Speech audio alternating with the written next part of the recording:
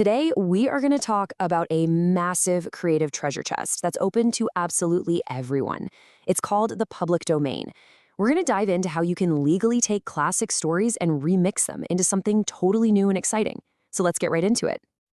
Okay, let's say you've got this killer idea, right?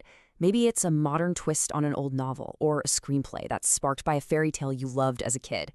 You can see it all perfectly in your mind. The characters, the dialogue, the whole shebang.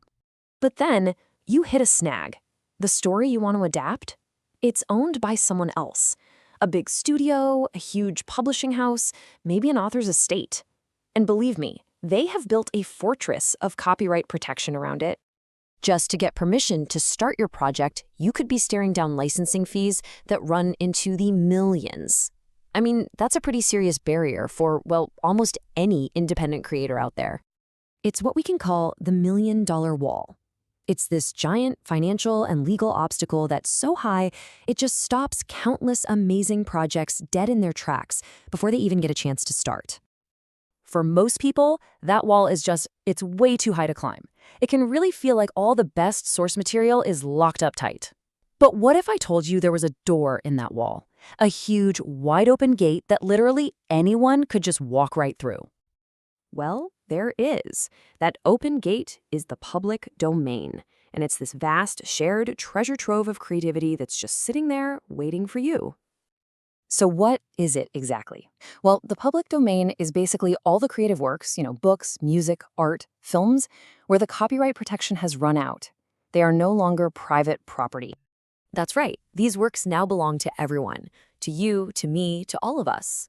One court actually described it beautifully as a common wellspring that all new creativity draws from. It's our shared cultural heritage, something we can all build upon. So how do you actually use this wellspring, legally speaking? The key is to understand a really important legal idea, the derivative work. A derivative work is, simply put, a new creation that's based on something that already exists. Think of it as an adaptation, a transformation, a remix. And the possibilities here are pretty much endless. Turning a novel like The Great Gatsby into a movie script, that's a derivative work. So is translating a story into a new language, creating a new arrangement for an old song, or even just making an updated version of a classic book. These are all different forms of adaptation. Okay, so here is the most important part. While copyright gives the original creator the exclusive right to make adaptations, once that copyright expires and the work enters the public domain, that right belongs to everyone. You are totally free to create your own version. And look, this isn't just some dusty, obscure legal theory. This happens all the time, and often on a massive scale. It's the secret ingredient behind some of the biggest stories of our time. For example, did you have any idea that Disney's massive blockbuster Frozen is a derivative work? Yep, it's a modern reimagining of The Snow Queen, a fairy tale by Hans Christian Andersen that's been in the public domain for well over a century. Disney didn't have to pay a single dime for the rights to that core story. Or how about this one for a creative remix? The author Seth Grahame-Smith took Jane Austen's classic public domain novel, kept about 85% of her original writing, and then he added zombies. The result? A best-selling novel and a feature film. That is a perfect example of a creative remix. And the list, it just goes on and on. The hit Broadway musical Hadestown? It's a retelling of the ancient Greek myth of Orpheus and Eurydice.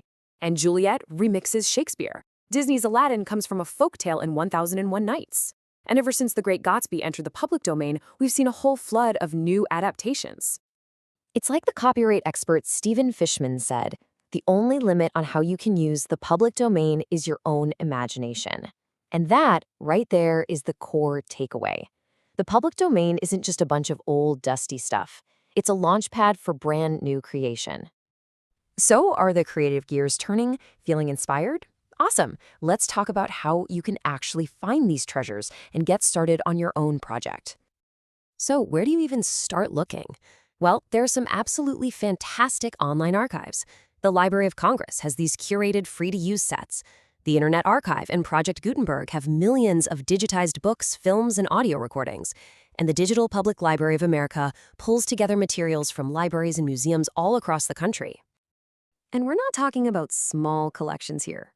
This is a virtually endless supply of raw material. Novels, plays, Photos, scientific drawings, maps, music scores, all just waiting for a fresh perspective, waiting for a modern remix. That $1 million wall is very real, but the public domain gives every single creator a way around it. It makes sure our shared culture is never truly locked away, but that it stays a living, breathing resource for the next generation of storytellers. So I guess the only question left is, what story is waiting for your remix?